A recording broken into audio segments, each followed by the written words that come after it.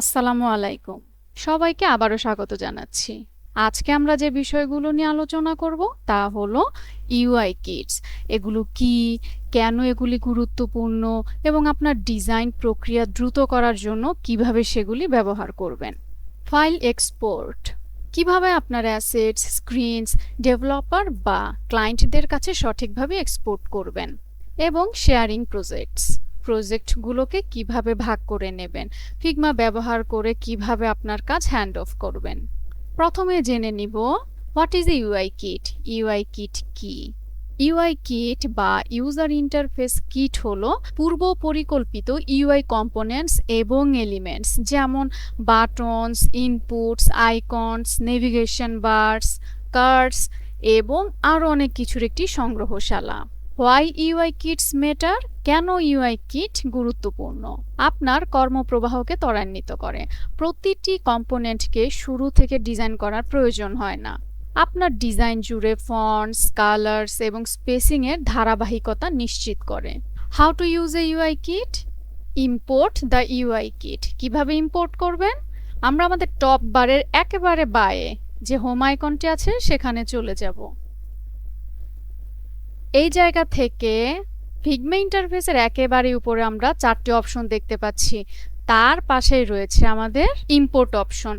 যখন আপনি ইম্পোর্ট আইকনে ক্লিক করবেন তখন একটি পপ আপ ওপেন হবে। এখন আপনি ক্লিক করবেন ইম্পোর্ট ফ্রম কম্পিউটার বাটনে। তখন আপনার ফাইলটি যেই জায়গায় থাকবে জাস্ট ওই জায়গায় ক্লিক করবেন এবং ওপেনে ক্লিক করবেন।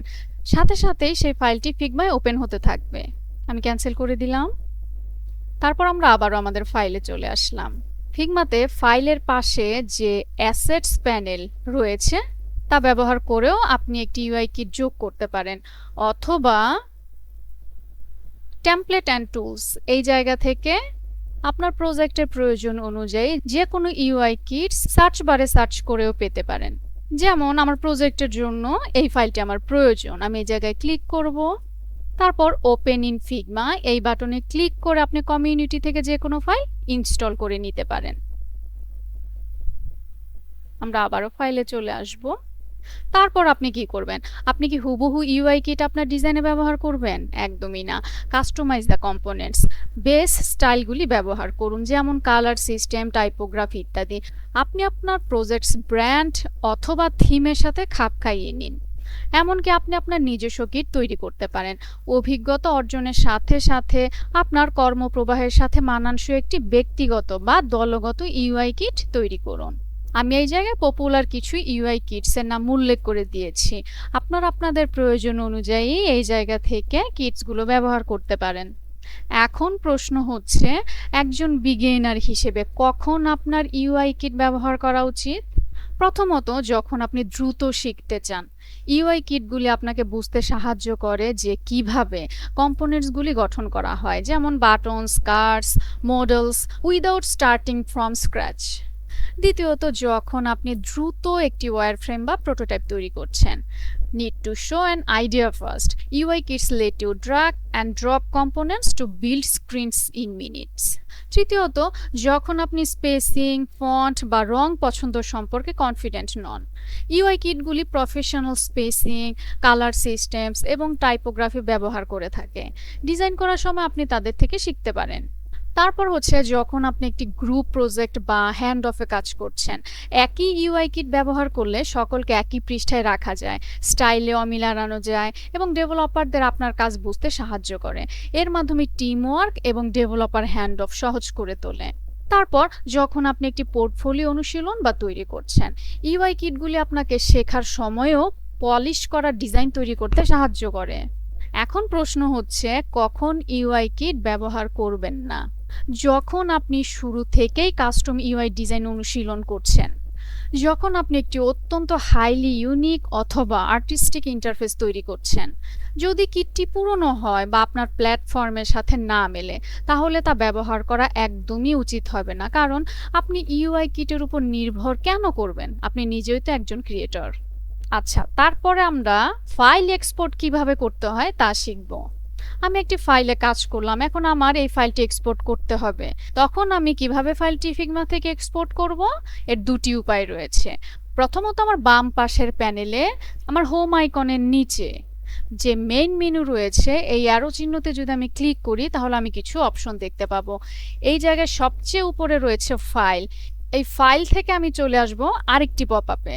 তখন এই জায়গায় নিচ থেকে তৃতীয় যে অপশনটি রয়েছে এক্সপোর্ট, আমি যদি এই জায়গায় ক্লিক করি তখন আরেকটি পপআপ ওপেন হয়েছে। এই জায়গায় আমার একটি ফাইল রয়েছে, সেজন্য দেখাচ্ছে 1 of 1 সিলেক্টেড। যদি আরো বেশি থাকতো তাহলে সেই সংখ্যাটাও এখানে দেখাতো। তো আমি এক্সপোর্ট বাটনে ক্লিক করব।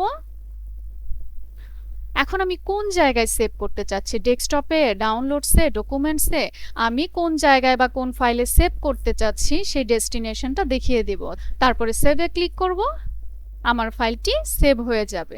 আরেকটি উপায় হচ্ছে আমি ফাইলটিকে যখন সিলেক্ট করব তখন আমার বাম পাশের প্যানেলের একেবারেই নিচে এক্সপোর্ট অপশনটি দেখাচ্ছে।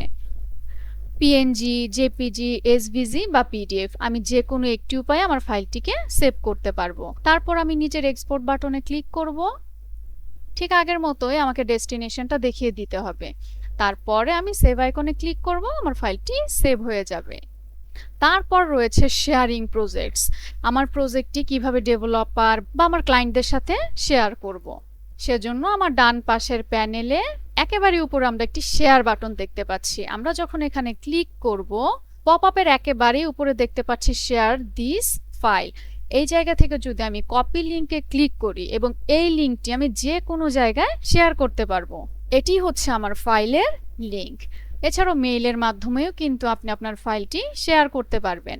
আপনি যাকে ফাইলটি শেয়ার করতে চাচ্ছেন তার মেইলটি এখানে টাইপ করে দিবেন এবং ইনভাইটে ক্লিক করে দিবেন। এবং নিচে আমরা কিছু অপশন দেখতে পাচ্ছি। আমরা যদি অ্যারোতে ক্লিক করি এই জায়গায় দেখব এনিওয়ান, আপনার ফাইলটি যে কেউ দেখতে পাবে। অথবা আপনি যদি এই জায়গায় অনলি ইনভাইটেড পিপল, আপনি শুধু যাদের ইনভাইট করবেন তারাই আপনার ফাইলে ঢুকতে পারবে। আমি এনিওয়ান দিয়ে রাখলাম। তারপরে দুটি অপশন দেখতে পাচ্ছি, ভিউ এবং এডিট। এখন আমি যদি ভিউতে ক্লিক করি এবং আমার ফাইলের লিঙ্কটি শেয়ার করি তখন আমি যাদের শেয়ার করলাম তারা আমার ফাইলে অ্যাক্সেস পাবে, দেখতে পাবে, কিন্তু কোনো এডিট করতে পারবে না। কিন্তু আমি যদি এডিট অপশনে ক্লিক করি তাহলে সে আমার ফাইলের অ্যাক্সেসও পাবে এবং আমার ফাইলের যে কোনো কাজ করতে পারবে, মানে সে এডিট অ্যাক্সেসটা পাবে। এছাড়াও যদি আপনি কোনো পাসওয়ার্ড সেট করে দিতে চান তাহলে আপনি এই জায়গায় পাসওয়ার্ডও সেট করে দিতে পারবেন। আমি কোনো পাসওয়ার্ড সেট করব না। আমরা আবার ব্যাকে চলে গেলাম।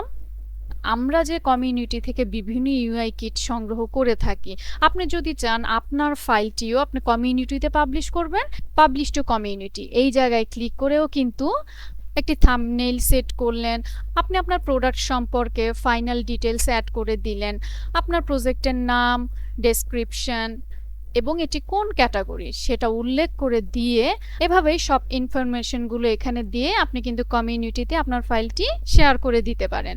আমি ক্যান্সেল করে দিলাম, আমি আমার এই ফাইলটি শেয়ার করব না। নিশ্চয়ই আপনারা বুঝতে পেরেছেন কিভাবে আপনারা আপনাদের ফাইলটি শেয়ার করবেন। আমি কেটে দিলাম। আজকের ক্লাস থেকে আমরা ইউআই কিট সম্পর্কে একটি ধারণা পেলাম। ইউআই কিটগুলি থেকে শিখুন, তারপর ধীরে ধীরে কাস্টমাইজ করা এবং সময়ের সাথে সাথে আপনার নিজস্ব কম্পোনেন্টস তৈরি করা শুরু করুন। শুরুতে ইউআই কিটগুলি প্রশিক্ষণের চাকার মতো। এগুলি আপনাকে স্ট্রাকচার শেখায়, দ্রুত চলতে সাহায্য করে এবং কিপ থিংস নিট। কিন্তু প্রকৃত সৃজনশীলতা কোনো পূর্বতরী উপাদানের মধ্যে থাকে না, এটি আপনার ভেতরেই থাকে। আপনি যখন রেডিমেড কিটস থেকে দূরে সরে যান তখন আশ্চর্যজনক কিছু ঘটে। আপনি ভিন্নভাবে ভাবতে শুরু করেন, আপনি সব কিছু নিয়ে প্রশ্ন তুলতে শুরু করেন, আপনি কপি করা বন্ধ করেন এবং নতুন কিছু তৈরি করা শুরু করেন। আপনার নিজস্ব ডিজাইন নিখুঁত নাও হতে পারে, এটি একটি বড় কোম্পানির মতো পলিশ করা নাও হতে পারে, কিন্তু আপনি কি জানেন এটি আপনার সলিউশন, আপনার আইডিয়া, আপনার ভয়েস, এবং that's more powerful than any pixel perfect button you can drag from a library.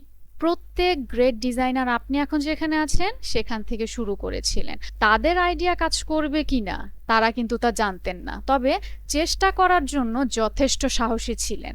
তাই আজ আমি আপনাকে চ্যালেঞ্জ জানাচ্ছি, close the UI kit, open your mind. Sketch করুন, এক্সপেরিমেন্ট করুন, নিয়মগুলি একটু ভাঙুন। Create something raw, something real, something that represents you. Assalamu alaikum.